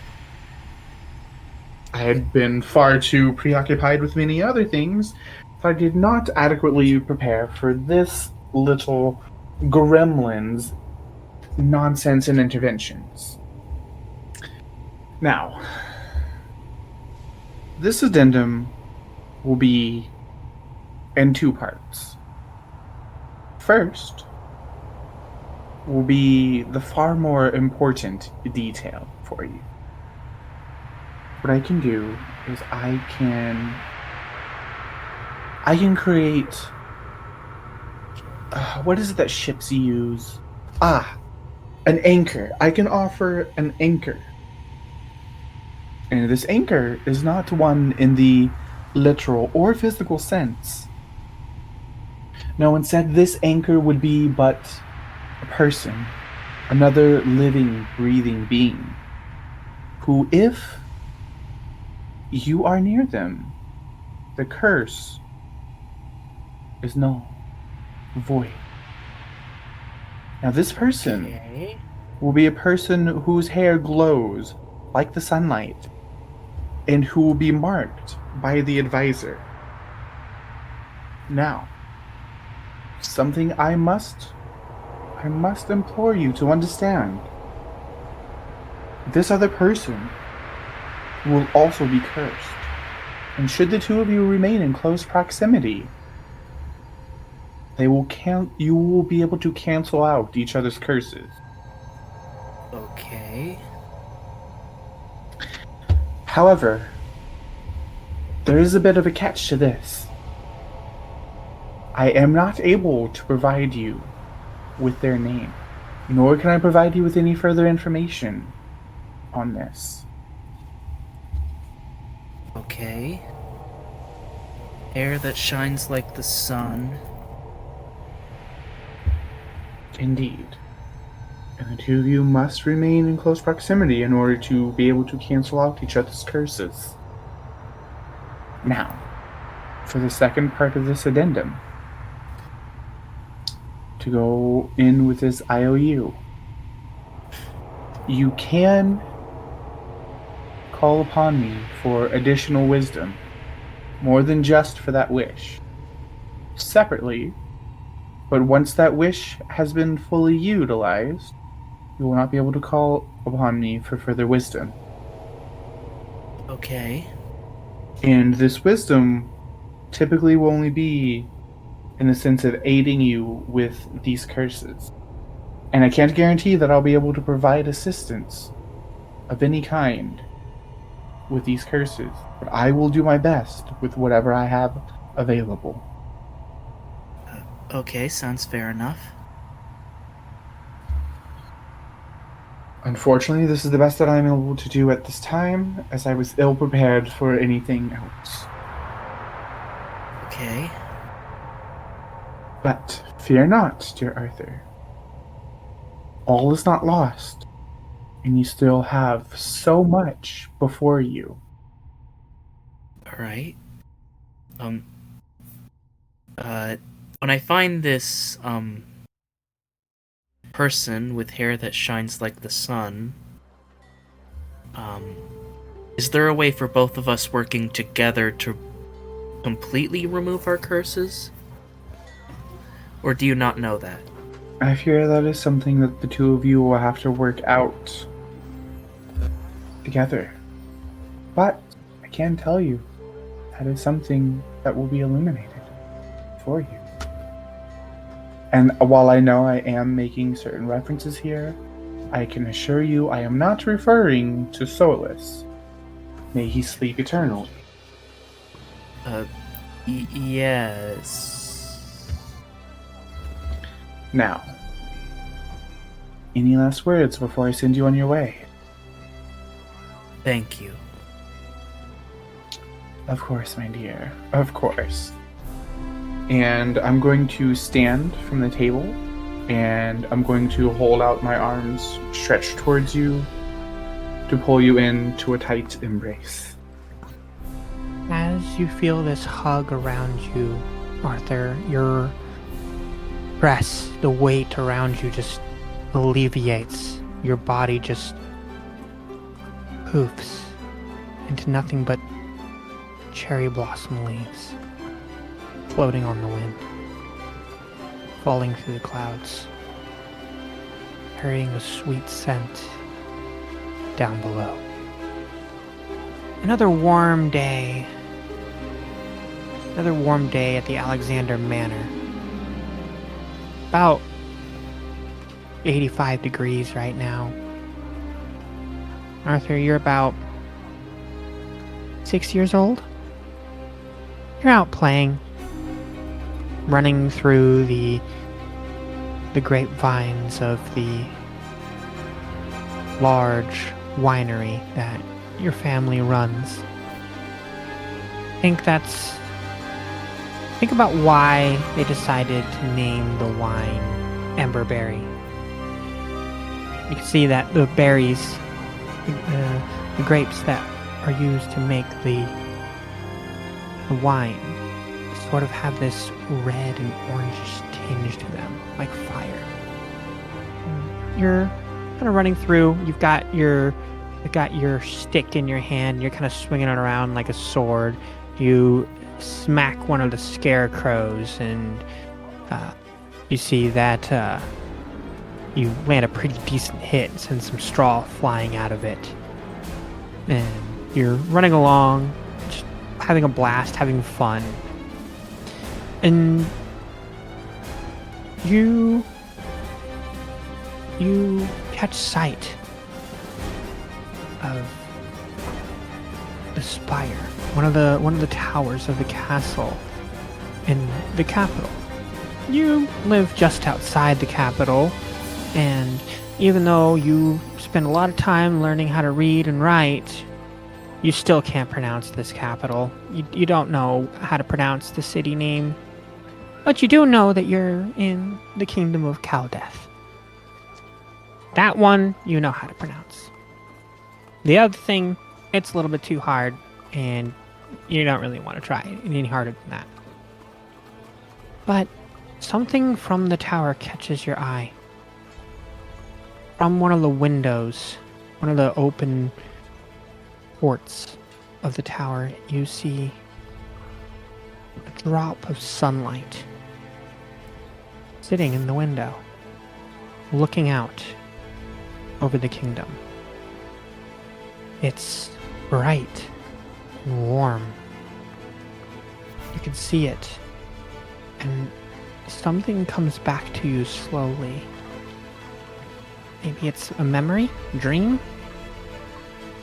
You remember something vaguely along the lines of a person whose hair glows like the sunlight. And you catch yourself staring up there for a while. What do you think you, at little 6 years old, does? How far away is this tower? It's a fair bit away. You'd guess probably like 6-7 miles away. He's gonna walk towards it. It's an adventure. You walk towards it and you start heading that way, and you see that your dad kind of scoops you up and grabs you before you're able to make it off too far. He's like, on an adventure. Hey now, Arthur, you can't go running off just yet. Your sword hasn't even been sharpened yet. You're right. So, how about I take you over to the workshop and we learn how to sharpen a little bit, huh?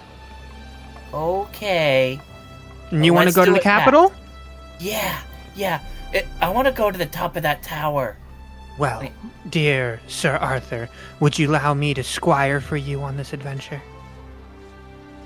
Okay. You seem like an acceptable squire. All right. Well, let's go ahead and go get our sword sharpened before we head out on this adventure, huh? Yeah. He kind of ruffles your hair and walks with you over to the workshop. Oh, before we head off, sire. Can I use the power tools?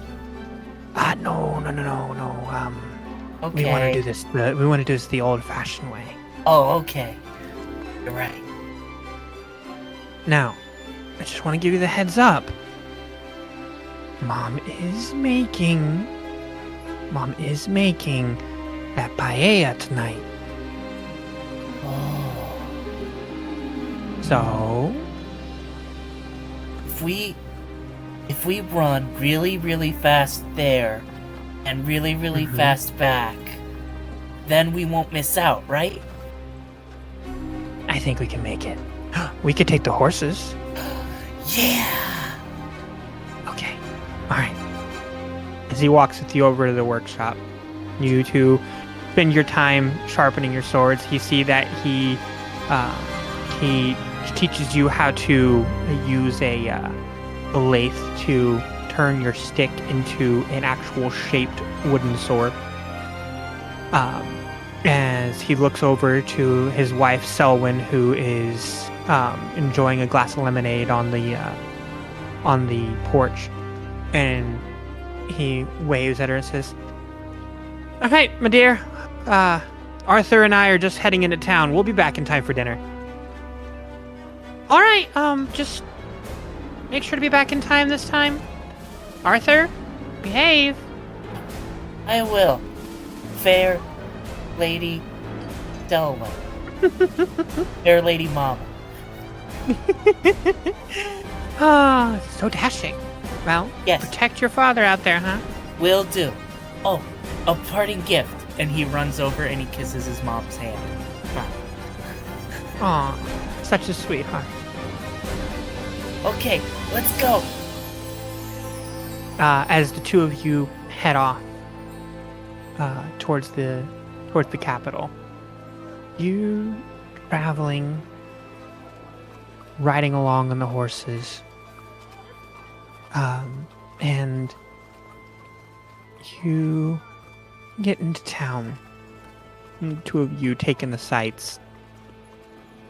Your dad shows you to the ice cream shop, staying in character the whole time, to grab some ice cream and walk through the city. Quest. He looks at you and says, "All right, sire. Anywhere else to go?" The tower. His squire, I'm gonna tell you a secret. You have to swear a squirely oath that you'll keep it. And he holds out his pinky. I swear on my honor, sire, that I will keep your secret until my dying breath. You see, I saw this little beam of sunlight come out of the tower. I think there's something magic up there. Or someone. I think it's someone magic. Oh. I see. So we should go and check it out then, huh? Yeah, we gotta know who they are. Well, Super important. sire, the castle is off limits to knights of a foreign land, so we won't be able to get inside. But Aw. we could take a look around. What if we have a letter of introduction? He pulls out a piece of paper and he writes, "I am Arthur." He adds an extra R. Alexander. That he writes correctly. And he holds up. See? A letter of introduction. It says who I am. Say, you wouldn't have happened to see this sunlight up in the tower, did you? Yeah. I think I see where this is going. How about this? How about you and I head back home? I will teach you how to write a letter for this sunlight. And see if the two of you can get to know each other.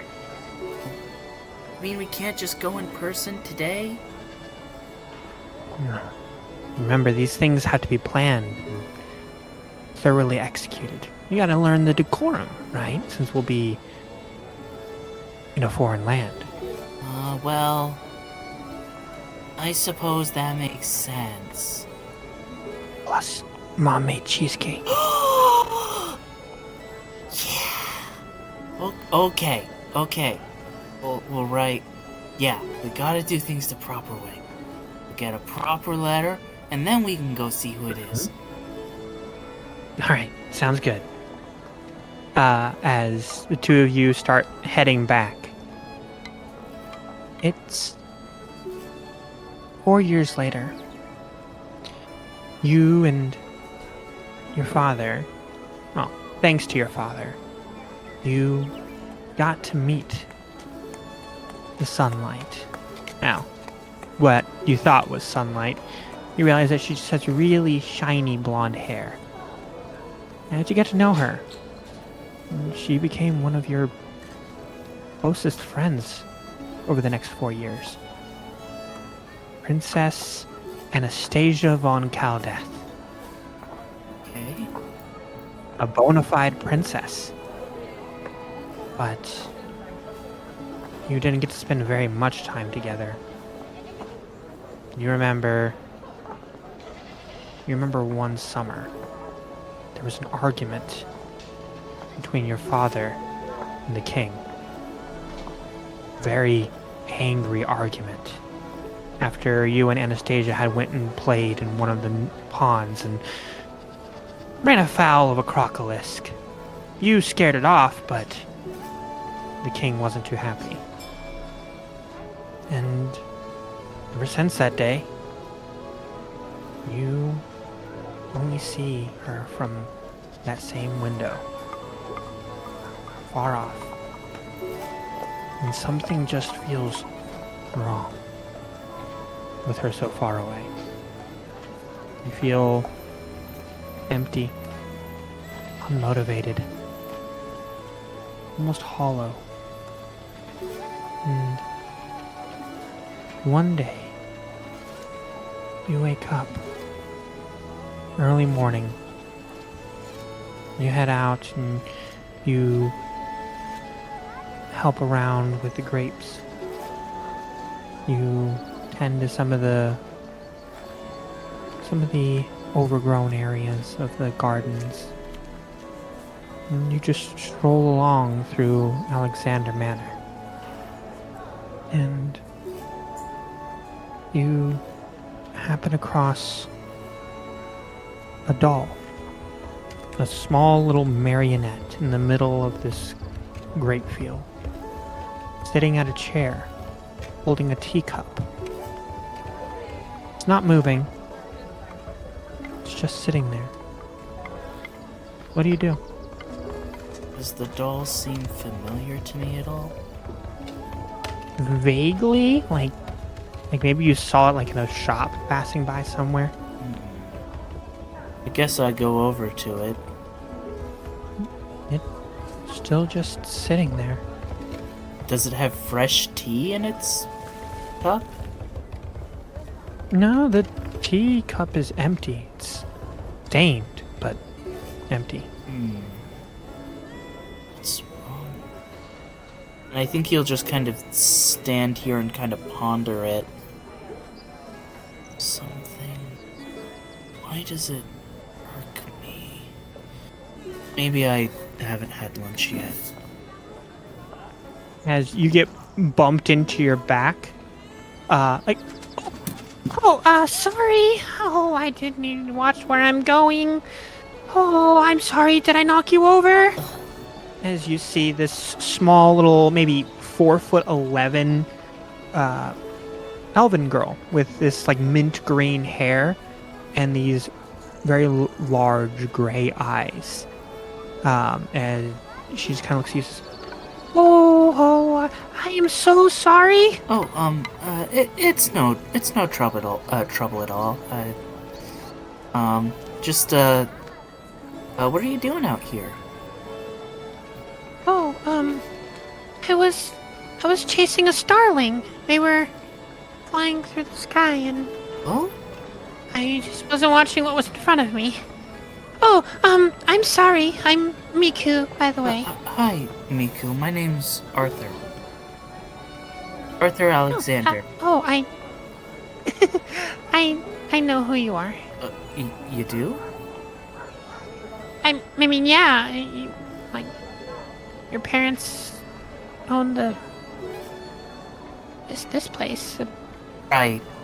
big winery. Yeah, it's just that, most people that are familiar with the winery are, people who drink wine. Oh. Yeah, that's Yeah, fair. it's mostly a lot of, older people. I don't get to meet too many kids my age. Well, I think I'm a little bit older than you. I mean, maybe, but like, I've grown, but I've like been in a very grown-up environment, so I feel like I kind of absorbed some of the grown-upness. Oh, yeah, I guess that makes sense.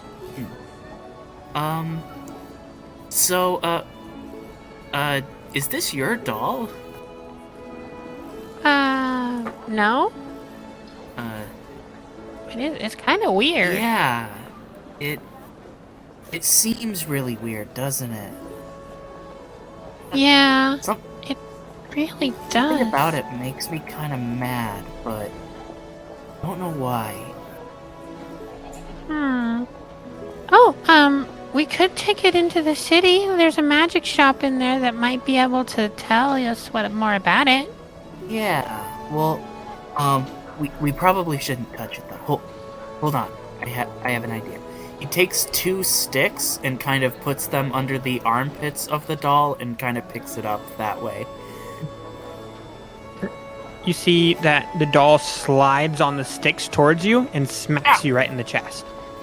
And as soon as it smacks into your chest, you fall flat on your back. Your brain feels like it's on fire as memories come rushing back to you. Memories of Arthur Alexander and memories of Arthur Romulus. Hey, Arthur? Are you okay? You got tackled by a dummy. I'm sorry. Are you okay? Is the doll still here? It's still there. I pick it up.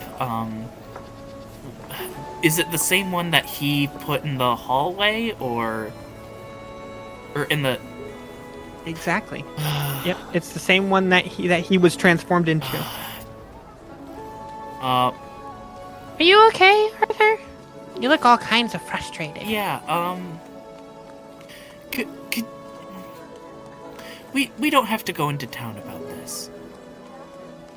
Oh, okay. I mean, my older sister runs the ice cream shop, so I was gonna say we could get some ice cream while we're on the way there, but like, If you don't want to go in town, Um, that's fine. You know what? Forget the doll. We'll just... forget this doll, not the doll. Forget this doll. Let's go into town. Let's get some ice cream. Go ahead and walk ahead of me. I just gotta do one thing real quick. Sure. By the way, how old are you? For your knowledge, Arthur Alexander has been alive for about 19 years at this point. Yeah, so... Taylor got a little confused about the timeline. Yeah, I'm 19 now. Yeah, it might be a little weird. Never mind.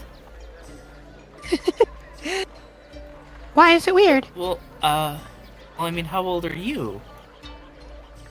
I mean, 78. Why? In Elven... Arthur probably knows Elven lifespans, right? Like, is that still fairly young for an elf, or...? So... An elf is like 78 would be like... Or like just around young adulthood. Like, we're talking like 17, 18, 19, somewhere around there. Okay, yeah, no, I'm, you know what, never mind what I said before. You go on ahead, I'll meet you there, just gotta do one thing real quick. Oh, okay. Well, I'll see you there, Arthur. As soon as she is, like, a good enough distance away, I will take this doll and just smash it into, the ground, and stomp on it, like the nearest... Yeah, you stomp into it and smash it to pieces. As you completely demolish it. As your dad kind of comes walking through with your mom, and your dad kind of looks at you, looks to your mom, and then kind of takes a step back as your mom kind of comes up to you. Are you okay, sweetie? Yeah, Mom. I just, this was, a prank by someone who really bugs me, and got to me a little bit. I'm sorry. It's okay, Arthur. It's important that we feel our feelings. You don't want to let them get all kinds of bottled up. You're right. Bottling up is for wine, not feelings. I see your dad's humor's really rubbed off on you. Dad's humor? That was your joke. I mean, Dad said it more times than you did, but... Yeah, well, it's all... You know, here's the thing, right? It's like I always say, it's all in the delivery. Right. I came here because we got a delivery. I wanted to let you know about it in person. Oh? What is it? You remember your childhood friend Anastasia, the princess? Yeah, how is she? Well, I don't really know much about how she is, since I haven't seen her in, well, longer than you have. But she sent a package for you. Is it back? Yeah, okay. It's yeah, back. Okay.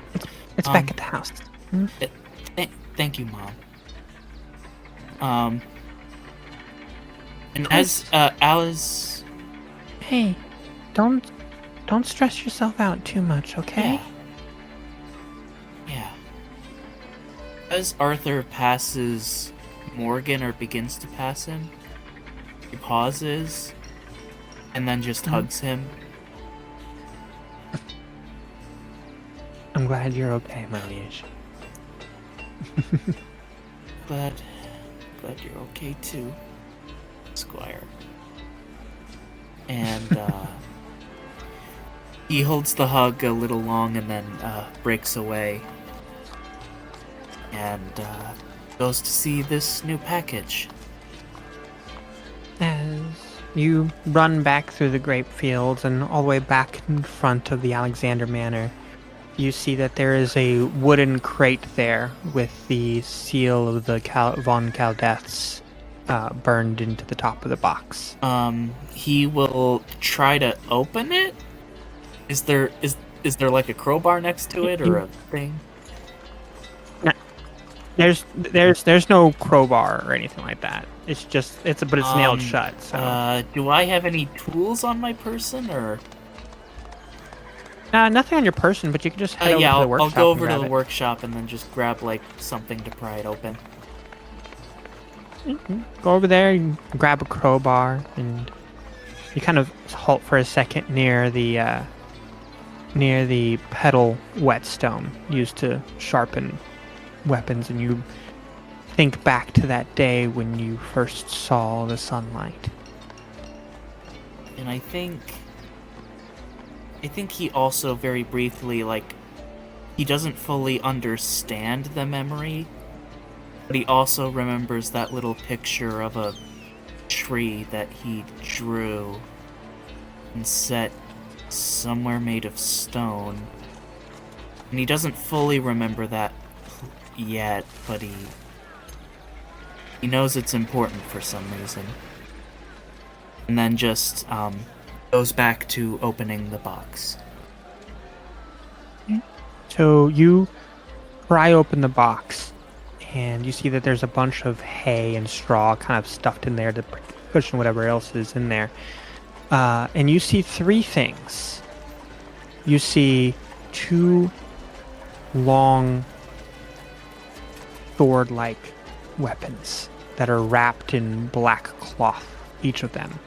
One looks to be maybe 2.5 feet long. The other, like 5 feet long. And the other thing that you notice is a 3 of diamonds that is tore in half. Is there anything else in the box? Any attached letter or nothing or anything? Nope, nothing else. He will take up these 2 weapons and inspect them. So, yeah. Are you unwrapping them? Okay. Which The one shorter first? one The shorter first, one or I long imagine, just because it is shorter and therefore lighter. one? Okay.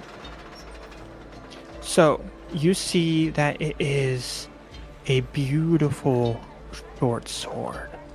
You can see that it is a very dark crimson red with scale-like engravings on it.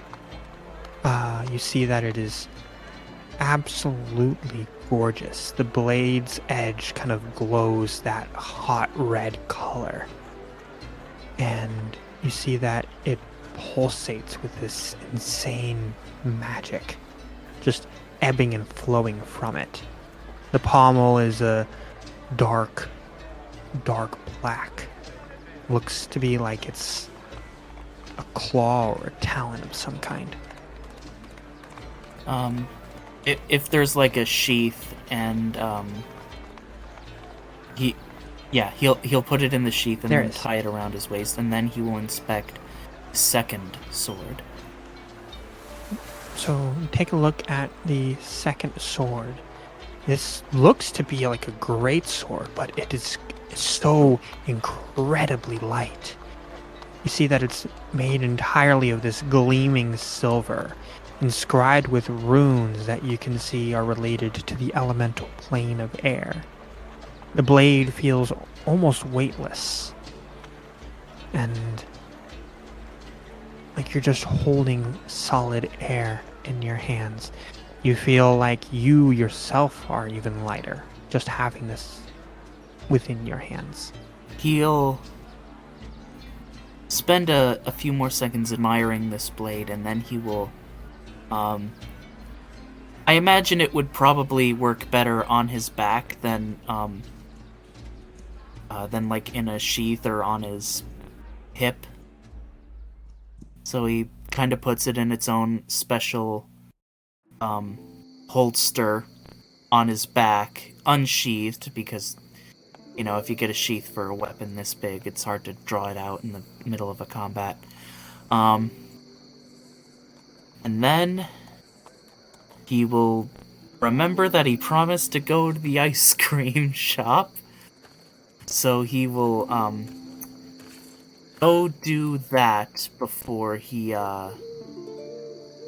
actually he'll before he goes, he'll also take some like official stationery, like pen and paper, and he'll endeavor to write a formal letter to the princess as he when he goes to enjoy his ice cream. Okay. So you kind of gather up all these things and head off. What are you thinking as you're traveling? I think there's a lot of consolidating the various aspects of his two identities, the Arthur squared, as it were. Arthur times Arthur.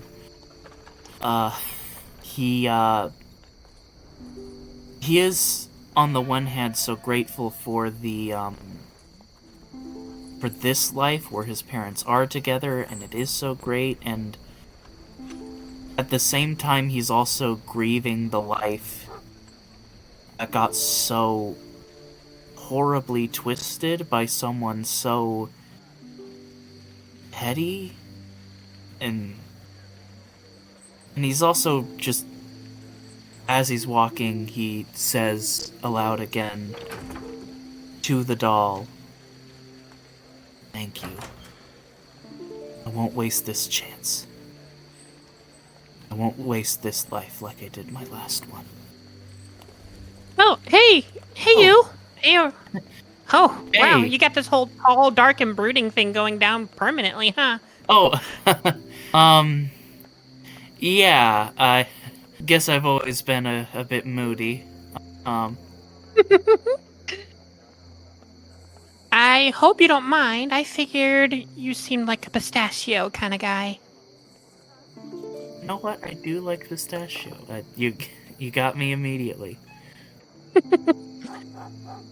So, oh, those are fancy. Yeah, I just received them in the mail. Apparently they're from Princess Anastasia von Keldath. Oh, wow. You get mail from the princess? I guess that makes sense. You are like an aristocrat. Yeah, we knew each other a long time ago, but we fell out of touch, and it's the first kind of correspondence I've gotten from her for a while, and to be honest, I'm a little worried because last I checked, her father did not like me, so if she's allowed to send something to me in such a official manner, Well, I'm not really one for, like, understanding how that all works, but I do know that there's going to be the People's Ball in response to some dignitaries showing up or whatever tomorrow night. Maybe you could go and you could talk to her there. I suppose that would be better than just sending a letter. Yeah, silly. Ooh, and since I do have the rest of the day off, and you did save me from being tackled by a dummy, how about I go with you and we can go take a look at some outfits? Plus, I'm really just trying to avoid the Dark Paw Inn right now. There's just so many dragons over there right now. The council, the scaled council from Lovac, they're all meeting there, like, tonight. I mean, dragons are really more intimidating than you give them credit, than most people well, they're more intimidating. They seem more intimidating than they really are. I often wondered what it would be like to romance a dragon, but perhaps that's not really in the cards for me. They seem a little scary. But, I mean, isn't that what makes it kind of hot?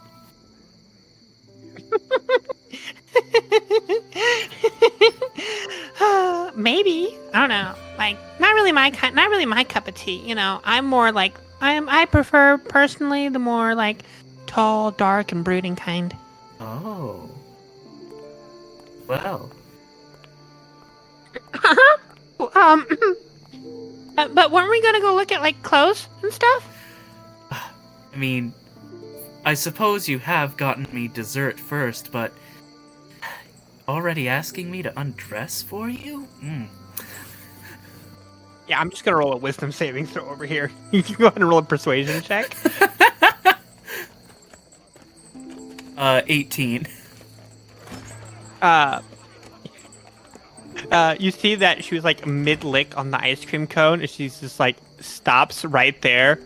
Face goes red, and you feel like there's a little bit of excess heat coming off of her face, and you have physical proof of that as her ice cream slowly melts and falls right onto her lap. Oh! Uh, Let me get that for you.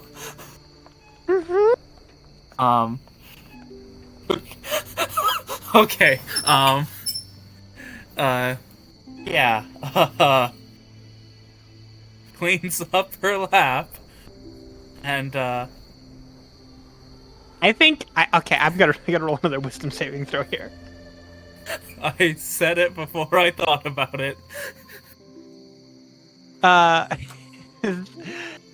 She just immediately completely red face. As soon as you finish cleaning up, she's like,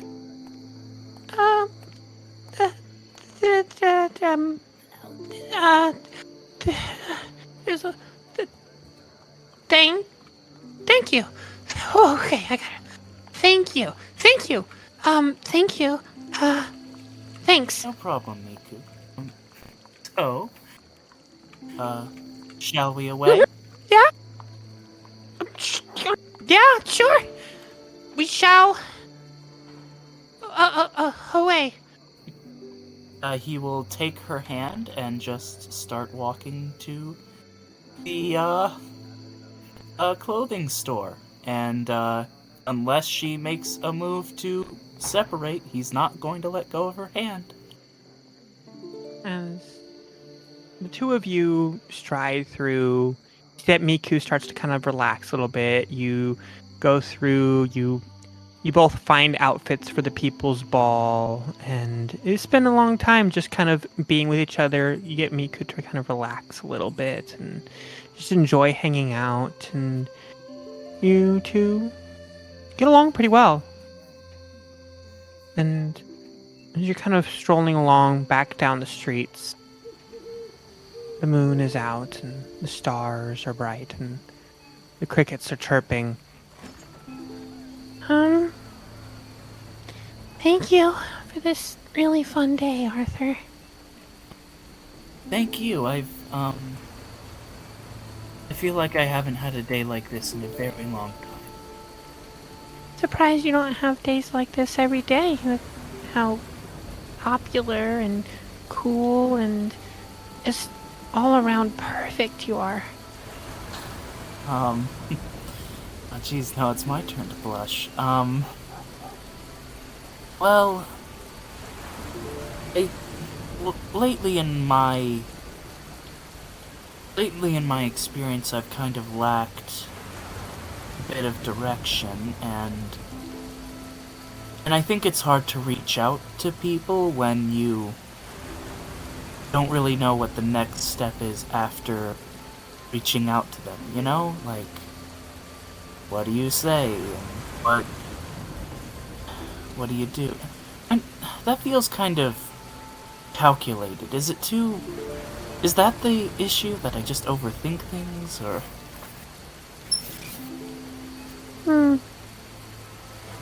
Maybe you just You need to find something that you really want. And just strive for it with everything you have. It's hard when there's a lot of things that you're a little interested in.